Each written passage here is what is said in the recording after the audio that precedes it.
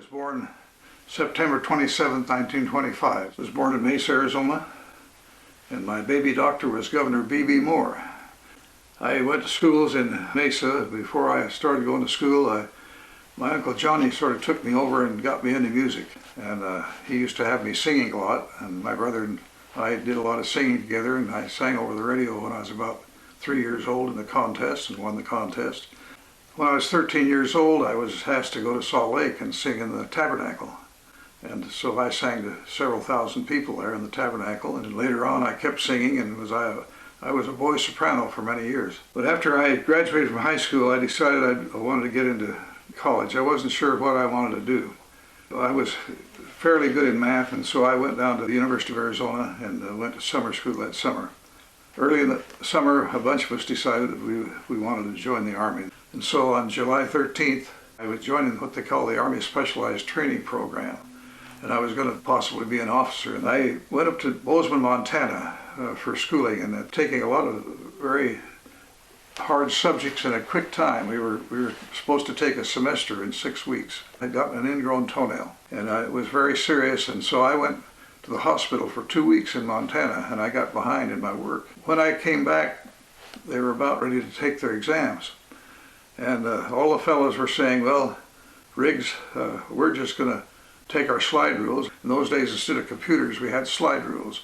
And that kind of looked like a ruler, only it was 2 pieces of wood, and it slid back and forth, and you could calculate any kind of mathematics you wanted to calculate.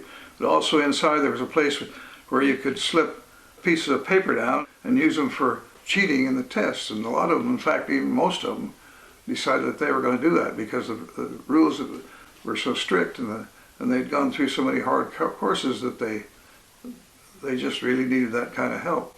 Well, I told them I wasn't going to cheat. I didn't cheat. I didn't put, so I two of those tests of all those subjects that I didn't pass. The ones that didn't pass were put out of what they call the Army Specialized Training Program. We were told that we wouldn't go into it, but there was a week or two in between before we went into active service. And what happened was they disbanded the Army Specialized Training Program right at that time. So the ones that did all the passing were sent directly to the 87th Infantry. Well, my group was sent in a different group.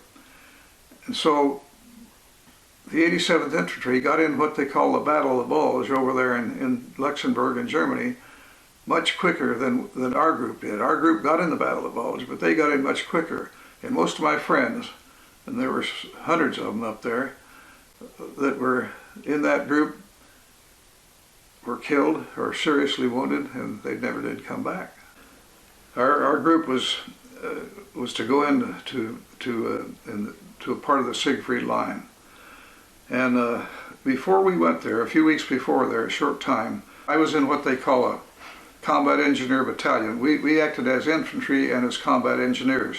In other words, sometimes we would go in front of the infantry, we would remove mines and booby traps so they could get through, and sometimes we actually acted as infantry. And this time we were acting as infantry.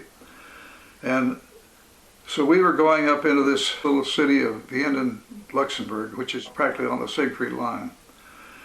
And we started silently going in there early in the morning at dark.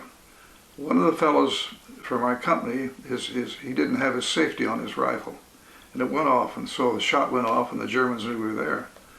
Well, what happened was we were going into the side of a hill, and we found ourselves with a group of Germans up here higher up on the hill than we were, and down in Vienna, and they were occupying Vienna, and that's what we wanted to occupy. So we found ourselves right in the middle of a bunch of German soldiers.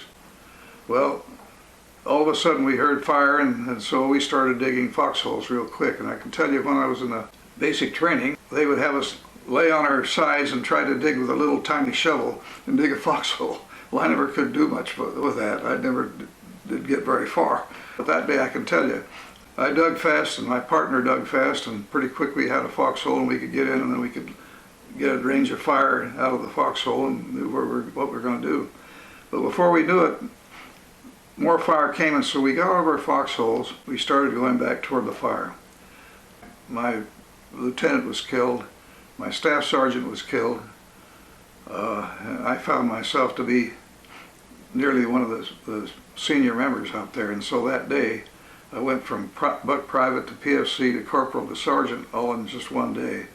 And I was leading the squad toward that, and there was this Burt gun was coming at me this way, and a machine gun was coming at me this way, and I should have been hit and killed. But I went ahead and kept plowing through there, and my group plowed through, and pretty soon we took care of the Burt gunner, and we took care of the machine gun nest, and a lot of people were coming out of the machine gun nest, and we were able to take them prisoner. Of course, some of them were killed, and some of the Burt gunner was killed, and so that was my first introduction into the war. They put me in charge not only of one squad, but of two squads. We were what they called a bastard battalion because we'd moved between the 1st Army and 3rd Army. The second night, we were there on the hill, and so they would bring me C rations and K rations to take to my squad, and we were in the Ardennes forest. If you've ever been in a forest, well, at night it's pretty black and pretty dark. That night, as I said, I prayed about it, and all of a sudden I saw this light, and I thought, well, it must be the flashlight of one of my men. And I followed the light, and I went down to it, and there were two people. And I saw Pikes. He was a senior member, and I said, Pikes, you've had your flashlight on. He says, Riggs, I don't even have a flashlight. I don't have a flashlight. I said, well, Bailey, no, I don't have a flashlight. I had to go down again, and that same light came. And so I know the Heavenly Father gave me that little inspiration.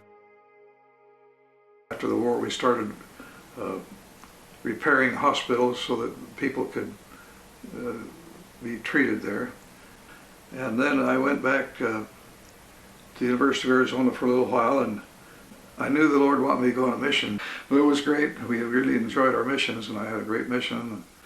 Well, I went home, and when I got home, I was asked to be in a play, and Trouble was asked to be in a play, and I was asked to be the villain, and she was asked to be the heroine. At the time the play was over, we were engaged. I went ahead and I finished counting, and I got a job. A friend of mine was the head of the seminary here in Mesa. His name was Max Cox. He said, Alton, you don't want to fool around with counting. He said, you need to be a seminary teacher. He said, well, get a teaching certificate and a master's degree, and then you can get in the seminary system.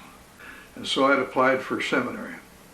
And so I'd sent my application up to Salt Lake, and all of a sudden the institute director said, well, Alton, you're going to have a visitor here in this next week. I said, who's it going to be? It's going to be Spencer Kimball. Oh, and he's going to come down here and interview me. He said, well, he's going to be here. He'll just interview you while he's here. So I went and had my interview with President Kimball. There was a judge of the Superior Court that lost his bailiff, and he called over and asked if I'd like to be his bailiff, and so I said I would. And it was Renzel Jennings. And he was elected to be the Supreme Court Justice. He said, Alton, he said, now that we're elected, he says, can you write? I said, well, yes, I've been editor of the Law Review there at Tucson, and I was a law writer, and I can write. He said, well, can you do research?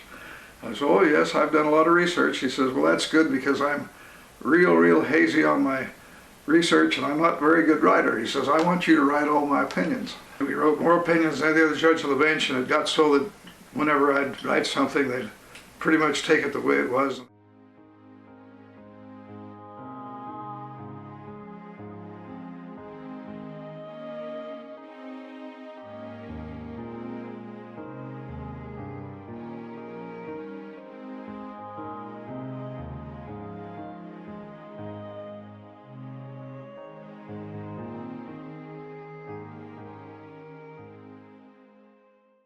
I like to say there's one of the poems that I probably like to quote. God beckons that each soul on earth should do his very best, to early set forth goals in life and patterns for success. For everything is possible to him that will believe.